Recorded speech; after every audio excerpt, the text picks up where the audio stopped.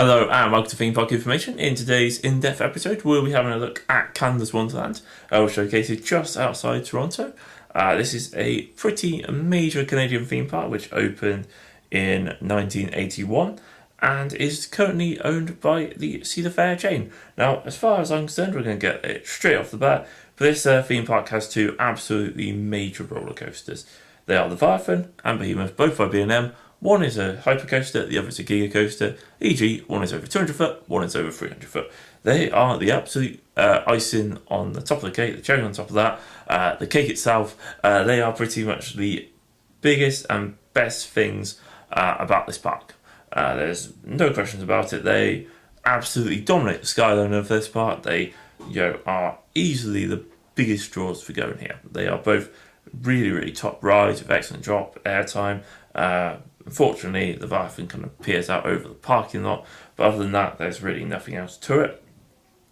They literally are both stunning rides. I can't really complain about their top two very much at all. I've reviewed both of them on my channel, and I've been very happy with them both times I've reviewed them. So they are pretty great. What I'm not overly keen about is their collection of wooden roller coasters, which are pretty much absolutely rubbish. There's the mighty Canadian Mindbuster, which is a pretty much just painful, and there's no other real way of putting it. It is not a particularly enjoyable ride. And then there's Wild Beast, and yes, I did just have to Wikipedia that because it's that forgettable. It is just a really meh wooden roller coaster, which doesn't really do much at all. Which is a real shame because both rides probably could be really enjoyable, but for whatever reason they just aren't very good at this part. They don't really work. What does work, however, is the huge amount of thrill rides they have at Canada's Wonderland.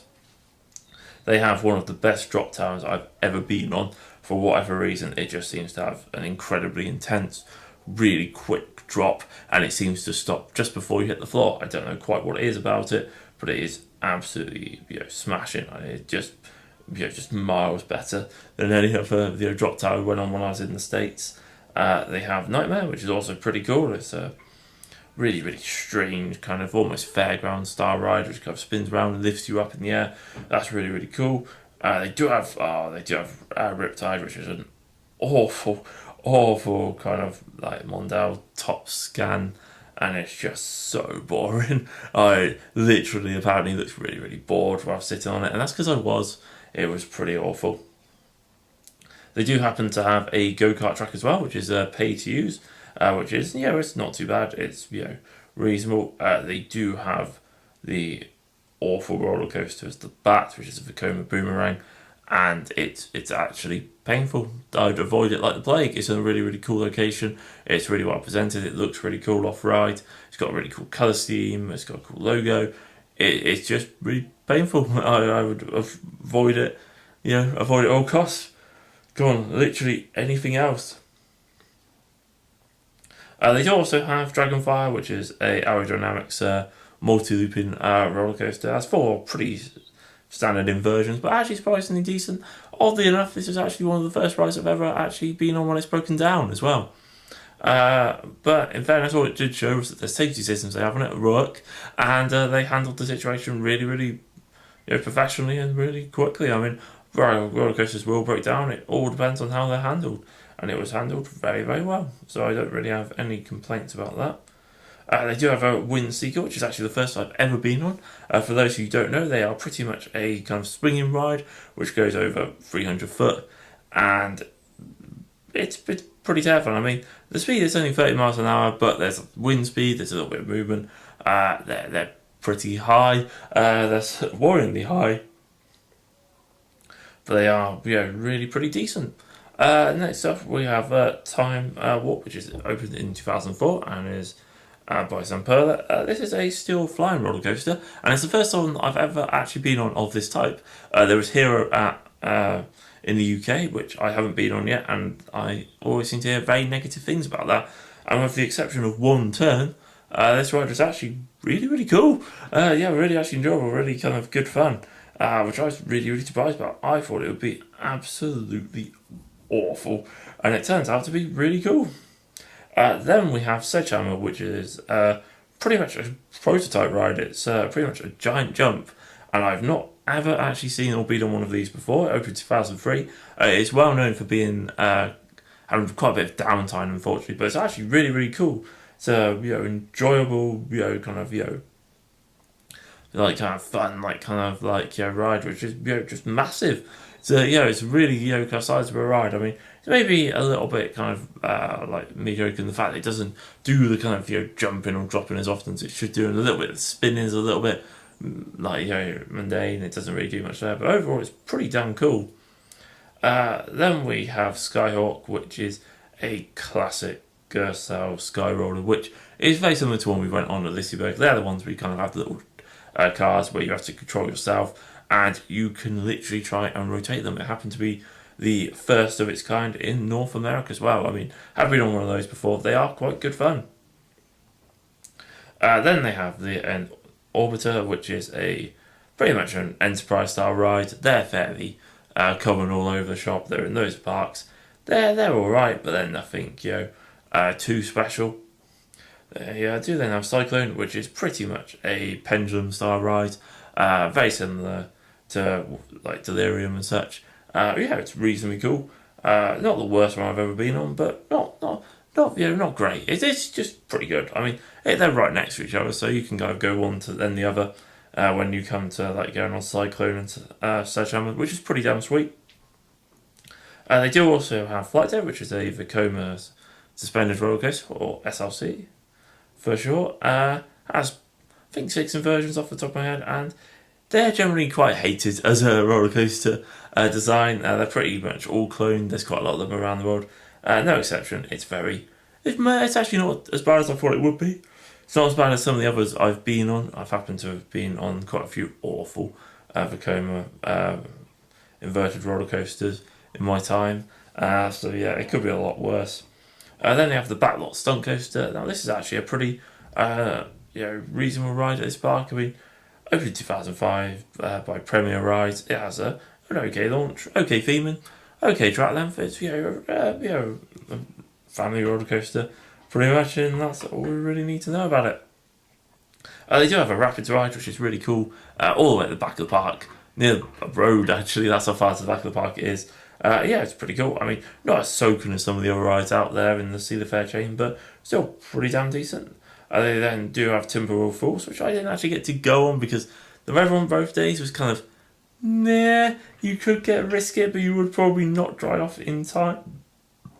So we happened to just give it a miss and went on the roller coasters instead. Then there's Wonder Mountains Guardian, which is a really cool ride. Opened in 2014. So by Triotech, it's pretty much a dark ride with some roller coaster sections, and I am going to spoiler alert ruin it. It does have a track drop in it, which is ruined by the way by the fact that if you look at the control panel, there is a TV kind of like CCTV screens, and it will show the track drop on it. It's one of the things which focus on it. It's a little giveaway, so if you notice it. Also, you aren't allowed bags on it, but people were hiding their bags in and around the rock work around it. Possibly wouldn't recommend doing that. Following that, there's Vortex, which actually interacts within the same kind of mountain area as the previous mentioned ride, and it's pretty much a really cool aerodynamic suspended roller coaster, which is actually really, really cool. The drop from the top of the mountain is really fun. There's quite a lot of really cool high bank turns over water and such like that. Really, really good ride. Really enjoyed that. Following that, there's Soaring Timbers, which opened this year. It was meant to open this year when I was there. Unfortunately, there was still some work going on the ride at the time, so sadly we didn't get to ride it, which is a little bit disappointing. But there's always, like next time, if there is a next time, but I have to wait and see on that one. We do then have Thunder Run, which is pretty much a Mack powered ride. It's a classic mine train, pretty much. Nothing too special, just has some really cool interactions with the mountain as well. That kind of mountain area in the centre of Kansas Wonderland is well used actually for rides with 3 attractions based in it and some toilets as well, so they actually get the most out of it. They don't just leave it there for show, which is quite cool. Then we have Shockwave, which is pretty much a top scan, very similar to Samurai at Fort Park. It's a really, really cool ride actually. We actually go on it quite a few times, got on it really, really quickly. Really, really cool. They then have the Fly, which is just a classic ride mice coaster. It has a pretty cool drop, and a few cool turns, but there's nothing hugely special about it. There don't tend to be that much speciality with these sort of rides anyway. So yeah, as you can see, their roller coaster lineup is slightly lacking, like quite a few very meh rides in there, I suppose. With a couple of absolute beauties in Behemoth and Leviathan, they are by far and away the major rides at this park. I mean, it will be interesting to see what they have coming in the future, because this is a park which I actually think has a huge amount of space and potential to develop into quite possibly one of the best theme parks in the world. I mean, it has a really good starting point, it has a good thrill rides, it has some decent water rides, it has a cool dark ride, it has like a cool kids section. It's like very well themed and well presented park with lots of very cool kind of pathways and kind of architecture and general kind of showings of the park. It's a very visited park. It's the second most visited park in the Cedar Fair chain, behind Knott's Berry Farm. It gets about 3.7 million people a year. It's a huge site, 330 acres, 130 hectare. It has 16 roller coasters. Admittedly, most of those are quite poor. Like the overall standard of the rides at this park are pretty low, but they can easily be replaced and changed. It's a sort of park where if they were to build like back-to-back roller coasters, or go on a building spree where in like 10 years they have to build 4 roller coasters, you could see this park becoming pretty damn major. I mean, it has a really, really solid base. It has a really cool like metropolitan city right next to it for continued visitor numbers and such like that. Clearly, it doesn't really have a ceiling as such because it has rides over 300 foot already built there. It just needs a couple of really good roller coasters. Probably needs a really cool launch coaster. It probably needs a multi-looping / inverted roller coaster, or inverted roller coaster and a roller coaster which goes up and down multiple times. It probably needs something with a really steep drop, e.g. like a girl slough. And seeing as they've been working with them recently, that's always a possibility. I think that's the thing with this park. There's a huge amount of potential and possibility with it, because it has a great base, and then from there you can literally go anywhere. I mean, also it's the place where we signed up for our Cedar Fair Platinum passes, and that was incredibly easy and efficient. Getting in through the front gates is really easy and efficient. The whole waterfall and fountain area which greets you when you enter the park is really, really cool. And it's just a huge park. You can't believe the size of it. I mean, you probably could get away with doing it in a day if you got really lucky with queues. But it's possibly a 2-day park. I mean, the fact that it kind of has, it's third ranked for the number of roller coasters in the world after Magic Mountain and Cedar Point says a lot. I mean, it just seems a little bit like it's unknown. It's a little bit kind of the hidden gem of the theme park industry, is what I said during my review of it. And I still massively agree with it. It's not really that well known, but it kind of could be a huge park really, really quickly. I mean, it has definitely got some major rides there, and it could easily get some more.